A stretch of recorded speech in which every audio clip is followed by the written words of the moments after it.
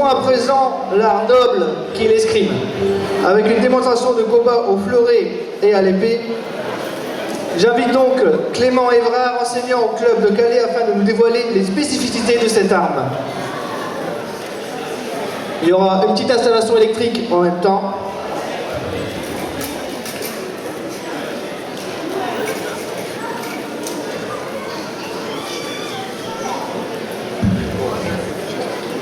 Alors, dis-nous la différence déjà entre un fleuret et une épée.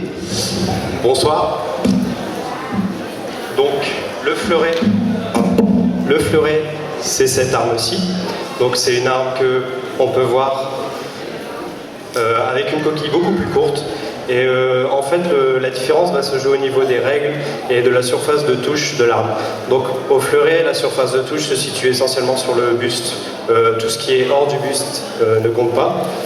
Et au niveau des règles, il va y avoir des affaires de priorité. Donc celui qui se montre menaçant a la priorité. Et en fait, pour perdre la priorité, il va soit rater son attaque, soit se faire prendre en parade. Donc ça permet à l'autre de récupérer la priorité et de mettre une touche. Maintenant, raconte-nous un peu l'histoire de l'épée. L'épée, c'est une arme avec une coquille beaucoup plus grosse, donc c'est l'arme traditionnelle qu'on voit dans les films avec le sabre. Et il n'y a pas de règle, en fait, on peut toucher toute la surface du corps, de la tête aux pieds. La seule règle, c'est de ne pas mourir. Donc plus technique, après je me trompe peut-être, plus technique le fleuret que l'épée peut-être. Oui, du coup, avec les priorités. Après, le fait que les surfaces soient différentes en épée, on va aussi être plus stratégique en jouant sur différentes surfaces, etc. D'accord, d'accord. C'est bientôt prêt peut-être?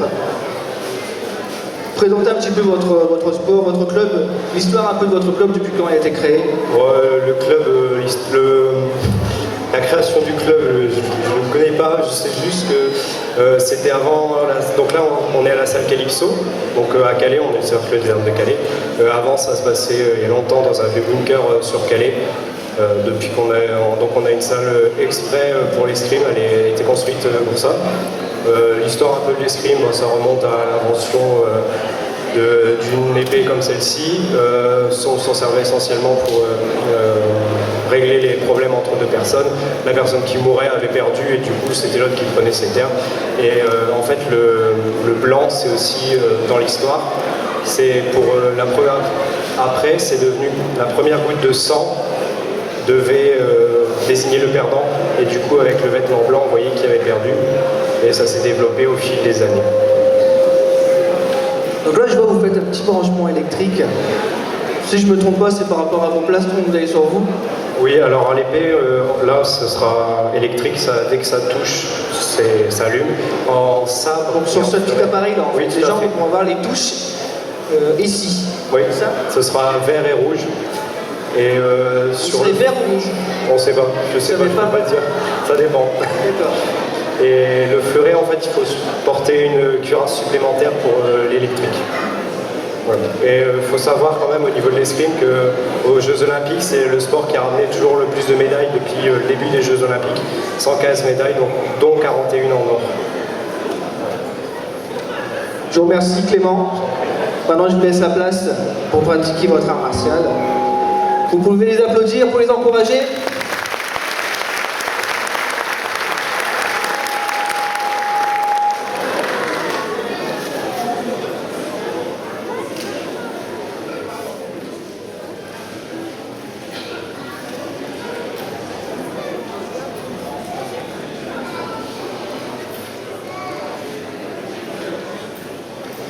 Donc il n'y aura pas de bande son pour cette démonstration, comme ça vous entendrez bien les frappes et les touches.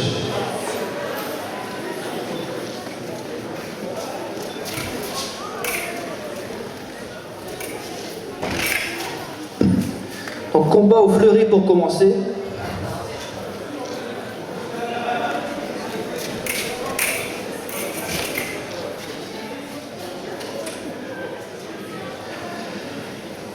Une touche pour le rouge.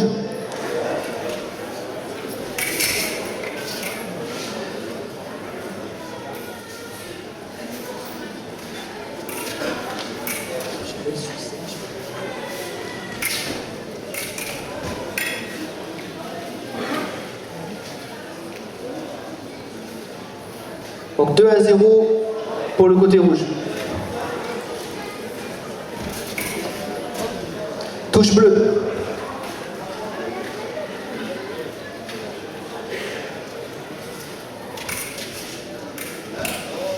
Touche rouge. 3-1.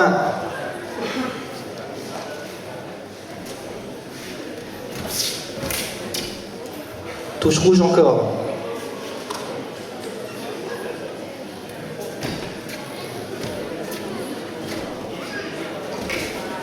Touche bleue.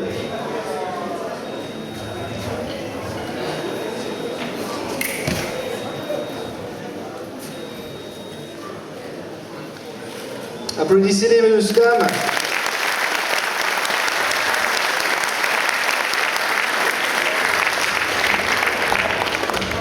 Donc là, comme vous avez pu voir pour le fleuret, ils ont visé vraiment attaquer que le plastron. Là, on va passer à l'épée, donc ce sera toutes les parties du corps.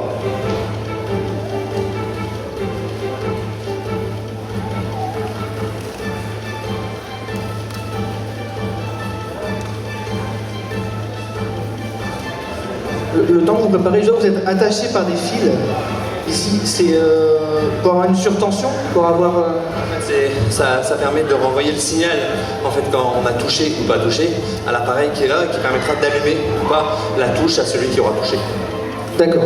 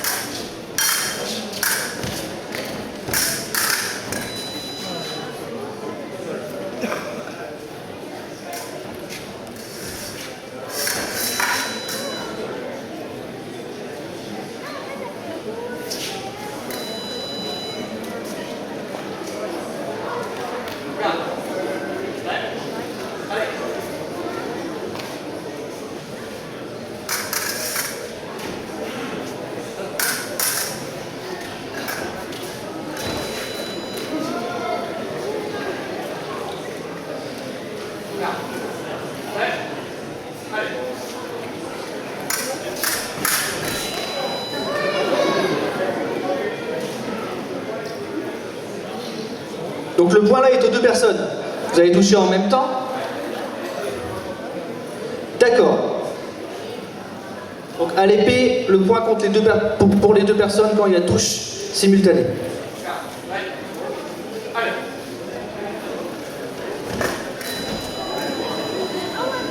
Ça peut être acrobatique aussi, vous avez vu? Pour le rouge, si je dis pas de bêtises. Pour le bleu, pardon. Force bleue.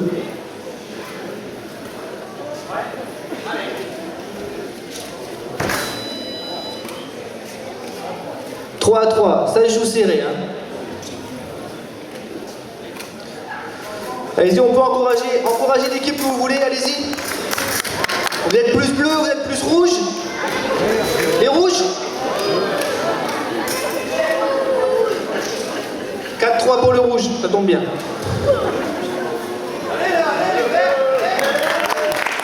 Ah, c'était vert depuis le début. Excusez-moi. Allez-y pour l'équipe vert.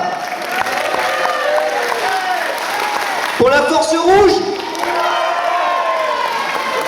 Pour la force rouge.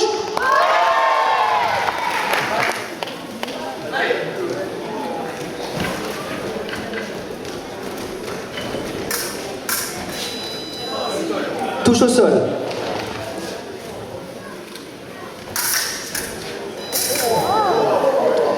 Touche rouge. Donc, 5-4 pour l'équipe rouge. Enfin, l'équipe rouge, il est tout seul pour la personne rouge. Applaudissez-les bien fort, mesdames, messieurs. Esprit Club de Calais.